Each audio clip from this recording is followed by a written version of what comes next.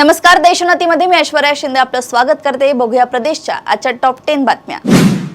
मुंबई महानगरपालिका मुख्यालय इमारतीसमोर असलेल्या महानगरपालिका क्रीडा भवन जागेचा पुनर्विकास करून या ठिकाणी विविध वैशिष्ट्यांनी नटलेली टाउन हॉल जिमखाना वास्तू उभारण्यात येणार असल्याची माहिती महानगरपालिका प्रशासनाने दिली आहे। त्याची निविदा प्रक्रिया देखील सुरू करण्यात आल्याचे पालिकेने म्हटले। सोलापुरात सत्ताधारी भाजप, शिवसेना एकनाथ शिंदे पक्ष, काँग्रेस, शिवसेना उद्धव ठाकरे पक्ष आदी पक्षांच्या वतीने रस्त्यावर येऊन काश्मीर दहशतवादी हल्ल्याच्या निषेधार्थ आंदोलन करण्यात आलं। तसेच पाकिस्तानचा ध्वज पायदळीत उडवून जाळण्यात आला। यावेळी पाकिस्तानच्या विरोधात निषेधाच्या घोषणा देखील देण्यात आल्या। छत्रपती शिवाजी महाराज चौकात शिवछत्रपतींच्या पुतळ्यासमोर भाजप व दोन्ही शिवसेना पक्षांच्या स्थानिक पदाधिकाऱ्यांनी एकत्र येऊन स्वतंत्रपणे आंदोलन केले, तर काँग्रेसच्या कार्यकर्त्यांनी काँग्रेस भवनासमोर आंदोलन केले। कोरेगाव भीमा येथील दंगल ठराविक लोकांनी घडवून आणली असून या संदर्भात विशेष तपासणी पथकाकडून चौकशी करावी अशा स्वरूपाचे पत्र राष्ट्रवादी काँग्रेसचे अध्यक्ष शरद पवार यांनी तत्कालीन मुख्यमंत्री उद्धव ठाकरे यांना लिहिले होते। अशा स्वरूपाची बातमी पुण्यातील एका वर्तमानपत्रात प्रसिद्ध झाली होती। या बातमीच्या आधारे हे पत्र तथ्यांची पुष्टी करण्यासाठी आयोगाकडे उपलब्ध करून घ्यावे अशी मागणी वंचित बहुजन आघाडीचे अध्यक्ष प्रकाश आंबेडकर यांनी कोरेगाव भीमा आयोगाकडे केली आहे।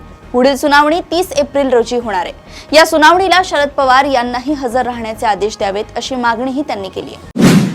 नीरा जिल्ह्यातील दूध भेसळीवर प्रतिबंधात्मक कारवाई करण्यासाठी शासन निर्णयानुसार अपर जिल्हाधिकारी यांच्या अध्यक्षतेखाली जिल्हास्तरीय समिती स्थापन करण्यात आली। या समितीमध्ये अपर पोलीस अधीक्षक पुणे, सहाय्यक आयुक्त अन्न व औषध प्रशासन विभाग पुणे, जिल्हा पशुसंवर्धन उपायुक्त पुणे, उपनियंत्रक वैध मापन शास्त्र पुणे हे सदस्य, तर जिल्हा दुग्ध व्यवसाय विकास अधिकारी हे सदस्य सचिव असतील।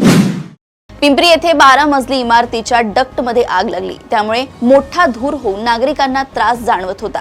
पिंपरी चिंचवड महापालिकेच्या अग्निशामक दलाच्या जवानांनी 5 ते 6 जणांची सुटका केली।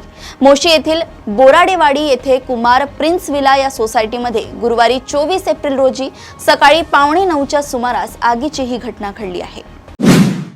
दहशतवादी आणि पाकिस्तानला जशास तसे उत्तर देण्याची वेळ आली आहे अशी भावना सर्व स्तरातून व्यक्त केली जाते। आज दिल्लीत सर्व पक्षीय बैठक होणार आहे, मात्र या बैठकीला शिवसेना ठाकरे गट गैरहजर राहणार आहे। सर्व पक्षीय बैठकीबद्दल आपण गैरहजर राहणार आहोत याबाबत ठाकरे गटाचे खासदार अरविंद सावंत यांनी केंद्रीय मंत्री किरण रिजिजू यांना कळवले आहे। या भ्याड हल्ल्याचा प्रतिकार करण्यासाठी भारत सरकार जो कारवाईबाबत निर्णय घेईल त्याला आमचा पाठिंबा असेल असं देखील खासदार अरविंद सावंत यांनी म्हटलंय। मालवण येथील राजकोट किल्ल्यावर बसवण्यात आलेला शिवाजी महाराजांचा पुतळा वाऱ्याच्या वेगाने पडला होता, त्यामुळे आता नवीन पुतळा बसवताना शासनाने विशेष खबरदारी घेतली आहे। मालवण येथील समुद्र किनाऱ्यावर वाऱ्याचा असणारा प्रचंड वेग लक्षात घेऊन नवीन पुतळ्याला वादळी वाऱ्याने काहीही होऊ नये म्हणून ऑस्ट्रेलियातील विंटेज कंपनीकडून ताशी 200 किलोमीटर वेगाने येणाऱ्या वाऱ्यावर पुतळ्याची चाचणी करून घेण्यात आली आहे। त्यानंतर विंटेज कंपनीने ना हरकत प्रमाणपत्र मिळाल्यानंतरच हा पुतळा बसवण्याचं काम सुरू करण्यात आलंय। जम्मू काश्मीर मधील पहलगाम येथे 22 एप्रिलला झालेल्या भ्याड दहशतवादी हल्ल्यानंतर संपूर्ण काश्मीर खोऱ्यात कडेकोट बंदोबस्त तैनात करण्यात आलाय। अहिल्यानगर, श्रीरामपूर आणि धुळे येथून गेलेले 6 तृतीयपंथी श्रीनगरमध्ये अडकले असून त्यांनी व्हिडिओद्वारे महाराष्ट्र सरकारकडे मदतीची कळकळीची विनंती केली आहे। गेल्या 15 दिवसांपासून नागपूरसह विदर्भाला तीव्र उन्हाचा प्रकोप सहन करावा लागतोय। आज आणि उद्या विदर्भातील बहुतांश जिल्ह्यात उष्णतेची लाट कायम राहण्याचा अंदाज नागपूर प्रादेशिक हवामान विभागानं व्यक्त केलाय। यासह काही भागांना उष्णतेचा ऑरेंज अलर्टचा इशारा दिलाय। त्यामुळे पुढील 2 दिवस तापमान 45 अंश सेल्सिअसच्या पुढे राहण्याचा अंदाज आहे। उत्तर आणि पश्चिम दिशेने उष्ण वारं वाहत असल्यानं विदर्भात तीव्र उष्णतेची लाट असल्याचं हवामान खात्याच्या शास्त्रज्ञांनी स्पष्ट केलंय।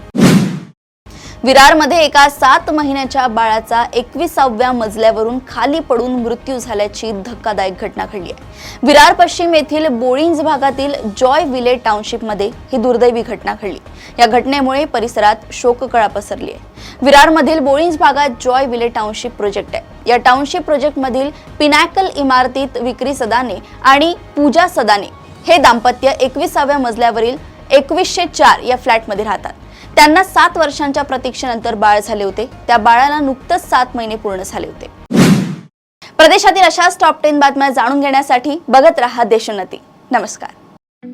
ठळक घडामोडींसाठी देशोन्नती न्यूज चॅनलला सबस्क्राइब करा आणि बेल आयकॉन प्रेस करा।